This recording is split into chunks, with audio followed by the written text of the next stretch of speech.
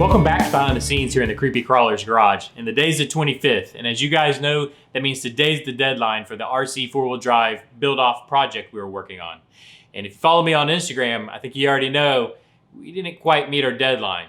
But that doesn't mean we're quitting. So what I wanted to do on this Behind the Scenes, go ahead and take you in the garage, see where we're at, see what happened, what went wrong, what went right, and what we could maybe have done different, and maybe just talk about where we're going forward with this project. So with the short timeline we had, probably the worst idea I came up with was to try to develop airbags to use for this project.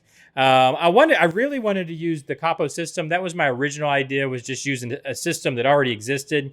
When I went to order it, the time for shipment was, I think it was 6 weeks or so, but it put me receiving the system sometime in the middle of October, which wouldn't work with the timeline for this project. So I thought, oh boy, I better shift what we're doing and develop my own airbags, which I'm glad I did. I am glad that we're going to build our own system, something that Creepy Crawler's Garage can put our name on. But when it came to our timeline, it took 3 to 4 weeks, I think, something like that, to fully develop these and get them working. Well, that killed our entire timeline for this project, because I couldn't, without these airbags, I couldn't move forward with the chassis, I couldn't move forward with the bodywork. And so at the end of the day, wanting to put this on an air ride system, a real air ride system, not just using servos or something to that effect, completely threw off our timeline and made it quite honestly impossible to meet the goal we were trying to meet as far as by the 25th today. But we did get the airbags done, and I'm proud of that. And now that we have all the time in the world to work on this, I'm actually going to redo them again and make them prettier, make them more of. This definitely looks like a production model, I guess you could say, where I'd like to go ahead and develop a commercial model that's much prettier, looks better, something that probably has our branding on it, that kind of stuff. So it'll actually give me a chance to do that. But with those done, what I've been doing the last few days is actually working on this bodywork, which has been quite the chore. And that's what I've gotten bogged down in, where it really just, I just got so bogged down in this bodywork that I couldn't, I really just couldn't get it finished. But what I want to do is go ahead and I'll move the camera up and I'll give you guys a little better look at what's going on here. So up front, it actually took a lot more to get these wheels to fit in here than I was planning on. You can see, if I lift up the body, we had to notch all the way into the fenders. Had to cut out all of the firewall, which at the end of the day, now that I have time, I'll probably just end up cutting the entire firewall out, I think. Just kind of quit beating around the bush and just remove all of it and then get the chassis set in and build in my own firewall. That's probably what I'll do now that I have more time to work with it. Basically, I was trying to leave as much material, not build back as little material as possible, just for time purposes. It's much faster to leave material than it is to add material back and then work that material. But now that I'll probably end up just removing all this firewall. And then just build in my own firewall once I have the chassis in. But we did finally pretty well get it. It needs probably just a little fine tuning yet. Got the fenders to fit around the wheels so that so the body, if you can see, the body fully, front bumper now fully rests on the ground. And in the back, my original thought was we just cut out the bed of the truck and then we'll just set it down over the wheels. I thought, okay, this would be real simple. Well, not quite. As you can see, again, we've had to notch into the fenders.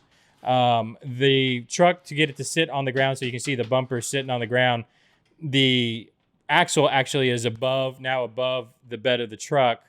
So I started by notching that out just to get it to fit. Then now if you look closely, when I do this, the drive shaft is actually hitting here, so we'd have to notch that out. So again, just like the firewall, the idea was to leave this material so I didn't have to build it back for time purposes.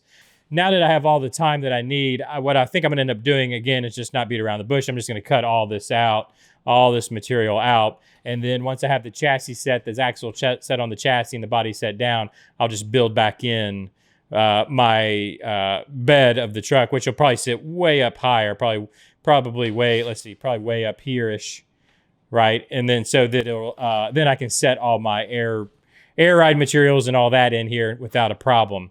But this really bogged me down the last few days because I was hoping to just knock this out real quickly, throw it on a chassis, set up a 4-link, set it on, put some airbags, and I got something that'll kind of run. Didn't happen. Unfortunately, we just really got... Because by the way, when I start doing body work when you cut this kind of stuff, you can cut it pretty rough. Let me move this axle out of here and you can take a look. You can take a look at it.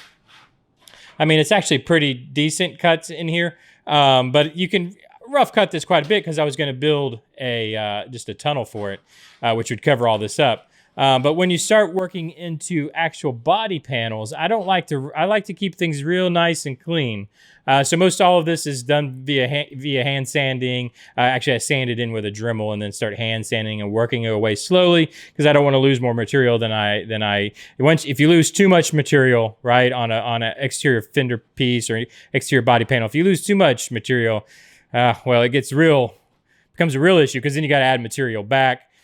Which takes more time. So as I was working this, it was by hand. So it just really started getting time consuming and just ate up all my time, unfortunately. So here it is, guys. Here's what we got done, basically. Here's what the shop was able to get finished. I'm glad we did this. I'm glad we tried to participate in this project. I'm not stopping. We're gonna obviously finish this.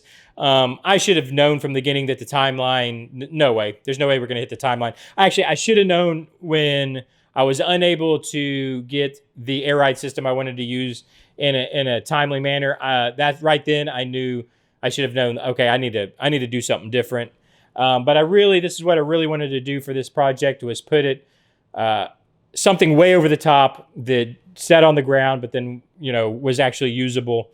That was almost cartoonish looking, which it is. That's what I like about it. But I should have known that there's no way we're going to hit the timeline when I decided that I was going to go ahead. And since I can't get the air ride system I need, I'm going to just develop my own.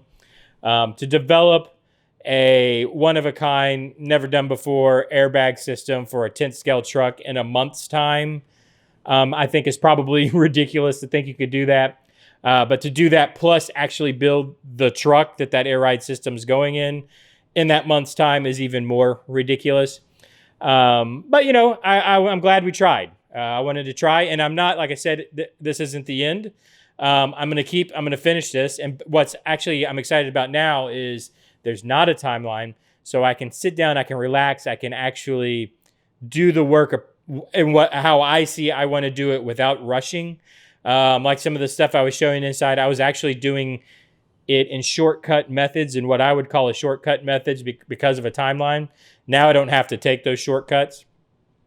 And just to answer the question, because I know probably a lot of you are going to comment, whether you're going to get rid of the wheels and tire combo that you had to use because you had to use RC four-wheel drive wheels and tires.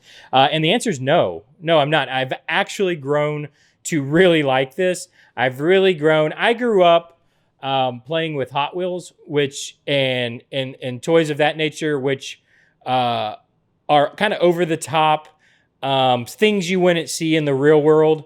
And that's what I like about this is it's almost got like a Hot Wheels look to it. It's got if you remember the old cartoons, comic books look to it. I like that, and I want to make it work. So I'm actually going to stick with these wheels and tires, and I'm going to make them work on an air ride. We're going to go forward exactly with the plan we had before. Only now I've got a little more time. So I've got the time to actually make this work right, which I'm very excited about. And I also wanted to just say a big thank you. A lot of you guys out there were, I guess you could say, rooting me on. You've got it. You can do this. Comments, just great comments. Like, it was really cool to see a lot of people, especially over on my Instagram and places like that, rooting me on to get this done. I'm not gonna lie, I feel bad that we didn't get finished. But I do feel good that, I gave it my best, right? You guys that watch these behind the scenes know, when I talk about a fab shop, when I talk about a paint shop, when I talk about a body shop, when I talk about all these, we do this and we do that here, we're going to do this and we're going to do that here in the shop. The we, the we're, the all that, the shops. Well, that's me. There's really just one person behind the scenes, doing all this, including working this camera right now, holding this microphone to shoot this right now. Writing the scripts, doing the acting, gaffing, gripping these lights. If you can see these lights that I'm moving right now, I grip and gaff this thing, all these productions. I even make the joke that I'm actually food services and the makeup department on also. So, what I'm trying to say is I'm proud as a one-man show what I was able to actually try to get done while also filming.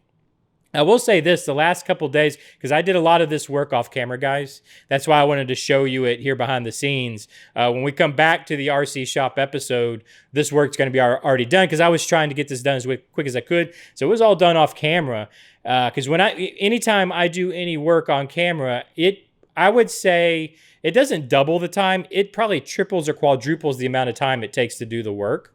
So that's why I didn't do any of this on film, but the majority of this project was done on film. So I'm actually very proud. I hope you guys are too. I hope you're not too disappointed we didn't get finished, but I'm proud of the amount of work I was actually able to get done, on this project. I hate that I didn't finish. I really wish I did. But with that said, we are going to finish, guys. So keep tuned into the RC Shop. We're going to keep moving forward with this. We have other projects we're working on too. I've got the Suzuki project that's going to be coming up next. Oh, before I forget, we've got the reveal coming up in the next episode of the RC Shop. We're going to be revealing the Blazer body. So that's the other thing too, is behind the scenes. I actually have real customer work that I've been working on, like the Blazer body. I've had people ask. That is an actual customer's body. It's not like for the show or whatever. So I've actually been working on that behind the scenes too while working on this. So again, I'm just kind of, I guess, maybe tooting my horn a little bit here. I'm proud of what I was able to actually get done. But anyways, that Blazer body reveal is coming up in the next episode. We're going to reveal it to the customer. So that's kind of exciting. I'm excited about that to get to, I guess you could say, do I don't know what you would call it, like a Monster Garage style, or not Monster Garage. What's that stupid show called? Fast and Loud or whatever type reveal to a customer. So I think that's going to be kind of fun and cool. So look for that in the next RC Shop. That'll be coming up. And then we have the Suzuki we're going to be working on. That's coming up. And we've got some other projects that are in the background I don't want to talk about yet because I want to keep you tuning in. They'll be coming up while we're still working on the shop truck. So look for all that. Thank you guys so much for the support on this project. Check out the Instagram. I am going to do some final photos of what we did get done. Put it on the Instagram, hashtag it, RC 4-wheel drive build off 19, all that stuff, just so it'll be out there and in that world. Thanks for joining me. Thanks for listening to me just ramble on about nothing. I really appreciate it. And I will see you guys in the next RC Shop episode that will be coming up next week. See you then. Bye-bye.